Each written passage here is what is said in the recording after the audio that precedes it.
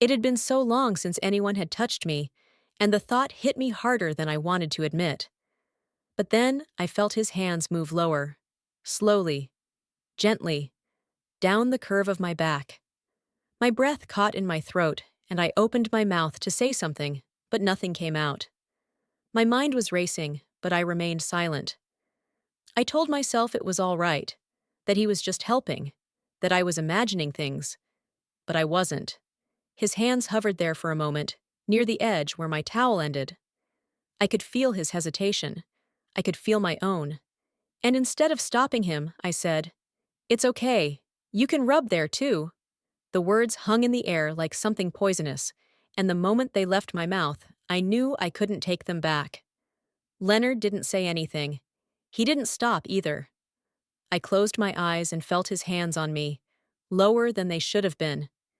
My heart was beating so hard I thought he could hear it. I wanted to move, to sit up, to tell him to stop. But I didn't. I couldn't. I let it happen. Even now, I don't know why. Maybe it was the loneliness. Maybe I was too desperate to feel wanted, even when it was wrong. Or maybe I just didn't care anymore. That day on the beach broke everything inside me, and nothing would ever be the same again. By the way, if you've made it this far into the story, thank you for sticking with me. I know it's not easy to hear, and I appreciate your listening. If you found this video interesting, or if you think someone might relate to what I'm sharing, please take a moment to hit the like button and subscribe. It really helps me to keep sharing stories like this, and lets me know I'm not alone out here.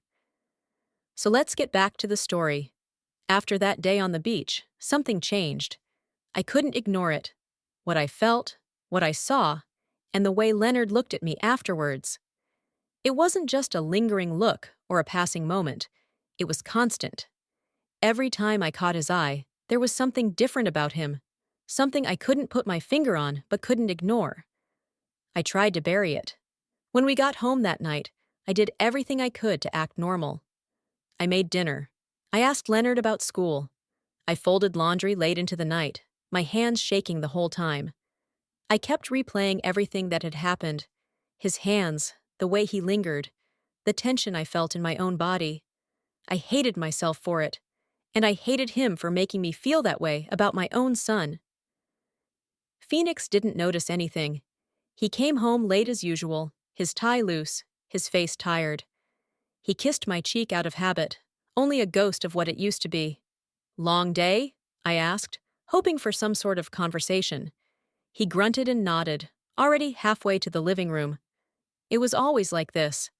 His presence felt like an afterthought, and I felt invisible again. That night, I lay in bed staring at the ceiling, Phoenix snoring softly beside me. The house was quiet, but my mind wasn't. I kept thinking of Leonard, of his hands and his gaze. I knew it wasn't right. I knew I should stop it, whatever it was, before it went any further. But there was another part of me, something dark, something lonely, that wanted to hold on, that craved the attention, the touch, the feeling of being seen. The days passed and Leonard said nothing, but his silence spoke louder than words. He wasn't avoiding me, not exactly. Instead, it was as if he stayed closer.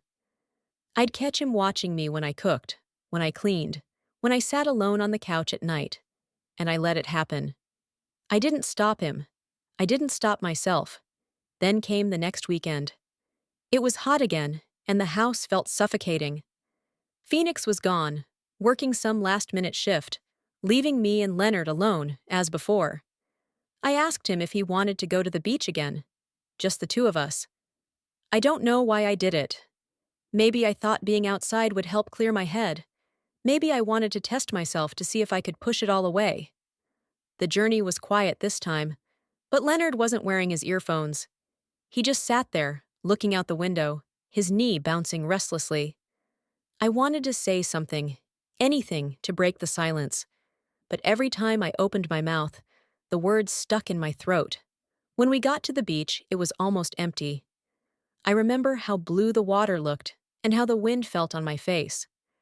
I spread out the towels again, just like before, and Leonard helped me set everything up.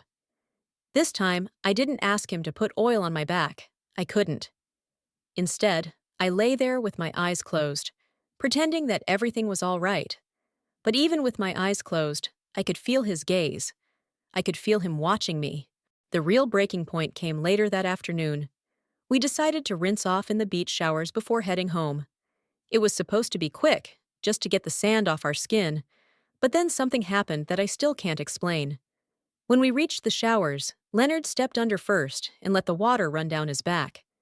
I stood off to the side and watched him for a moment before I went in too. I don't know what came over me, but I stripped off my outer clothes and stood beside him, the water cool against my skin. Leonard looked at me, startled. I don't know if it was surprise, confusion, or something else, but he didn't say a word. I looked at him, then really looked at him and said, "You should take off your shorts too. You need a good wash." I don't know why I said it. Maybe I wanted to prove to myself that I was in control, that I could make this stop, or maybe I was testing him, testing myself. He hesitated for a second, then did as I said and pulled his shorts off, and there we were, together, alone, the water pouring down on us, washing away everything but what we were both feeling. I turned my back to him and asked quietly, "Help me with my back." And he did. His hands were careful again, as before, but there was no mistaking the tension. I felt it in him. I felt it in me. When he touched my waist, I froze. The air around us seemed to thicken, the sound of the water drowning out everything else. I could have walked away. I could have stopped it. But instead, I leaned back, closer to him. I grabbed his hands and brought them to my chest, and when I did, he didn't pull away. I can't explain what happened next. I won't explain. It was a moment, a blur of need, loneliness, and something else I won't name. It wasn't soft, and it wasn't slow. It was desperate, passionate, wrong in every way. But I couldn't stop it. I didn't want to. And when it was over, we just stood there, the water still pouring down on us, washing away the evidence, but not the truth. He held me, then held me like no one had in years, and I let him. We didn't speak after that. We dried ourselves, packed up, and walked back to the car in silence. I watched Leonard out of the corner of my eye, his face flushed, his movements stiff. I knew I'd ruined everything. I knew we'd crossed a line that could never be crossed again, and yet for the first time in years, I felt alive. The drive home was quiet at first. The car felt too small, too heavy, as if the air itself was pressing down on us. I gripped the wheel tightly, trying to concentrate on the road, but my mind was spinning. I could still feel him, Leonard, his hands, his body, the weight of everything we'd just done. I kept glancing at him in the passenger seat. He sat stiffly, staring out the window, his face flushed, his jaw set. And then, out of nowhere, he spoke. "Mom," he said, his voice low, almost uncertain. I didn't look at him. I couldn't, but I heard him. What? What just happened back there? My heart skipped a beat. For a moment, I considered pretending I hadn't heard him, brushing it off, changing the subject. But there was no point in pretending, not after what we'd done. I took a shaky breath and replied, "I don't know." It was the truth, or as close to it as I could get. I didn't know what had happened or why. I just knew that everything had changed. We didn't speak again until we pulled into the driveway. I turned the car off, but neither of us moved. Leonard finally looked at me, really looked at me, and for the first time, I saw something in his eyes that frightened me. It wasn't confusion or guilt or even shame. It was longing. "How long have you felt this way?" he asked. His words sent a shiver down my spine, because I'd been asking myself the same question. I looked at him, and it was as if a dam had burst inside me. "I don't know," I whispered. Maybe longer than I cared to admit." We were both silent after that, just sitting in the dark. I thought that was it, that we'd go inside, try to forget it all, pretend it hadn't happened. But Leonard had other ideas. Before I could open the door, he leaned in and kissed me. It was soft at first, hesitant, as if he was afraid I'd pull away. But I didn't. I let him kiss me, and I kissed him back, and then I lost control. I don't know if it was the loneliness, the years of neglect, or the way Leonard looked at me like no one had looked at me in so long, but I let it happen, right there, in front of our house. Leonard pulled me into him, his hands sliding over me as if they belonged there. I felt alive. I felt wanted. I felt seen for the first time in years. I didn't care about anything else. I don't know how long we stayed like that, tangled together, but eventually we moved inside. I don't remember much of the walk to the door, just the feel of his hand on mine, the silence between us humming like electricity. We didn't speak. We didn't need to. Once we were inside, everything escalated, as if we'd been holding back for too long, and the dam had finally burst. The next few days were a blur. Leonard stayed close to me, always finding reasons to brush against me or look at me when no one else was watching. I told myself to stop, to pull away, to end whatever it was, but every time I looked at him, I saw the same loneliness I was feeling.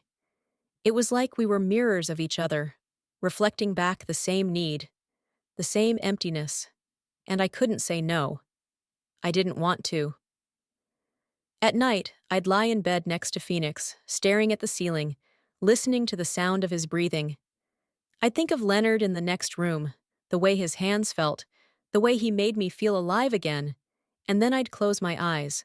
The guilt coiled like a snake in my chest. I knew it couldn't last. I knew it was wrong, but I couldn't stop it. The tension between us grew stronger every day until it finally exploded. It was late one night. Phoenix was back at work. Issa was asleep, and Leonard and I were in the kitchen. I was doing the dishes, trying not to think about it, when I felt him behind me. I turned around, and there he was, looking at me the same way he had on the beach. "Leonard," I said quietly, trying to warn him, but he didn't stop. He came closer, so close that I could feel his breath on my neck. "Mom," he whispered, "I can't stop thinking about you." I was frozen. My heart was beating so hard, I thought it would burst. I wanted to tell him to stop, to go back to his room, to leave me alone. But I didn't. Instead, I looked up at him and said the one thing I shouldn't have. "I can't stop either." And that was it. That was the moment it all fell apart. Leonard kissed me again, harder this time, desperately, and I kissed him back. I didn't care that it was wrong.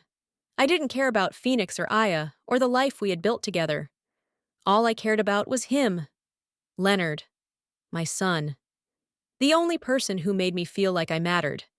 Things haven't been the same since that day on the beach. In fact, I'm not sure they ever will. Leonard and I, we crossed a line, one that can't be erased, no matter how hard I try to convince myself otherwise.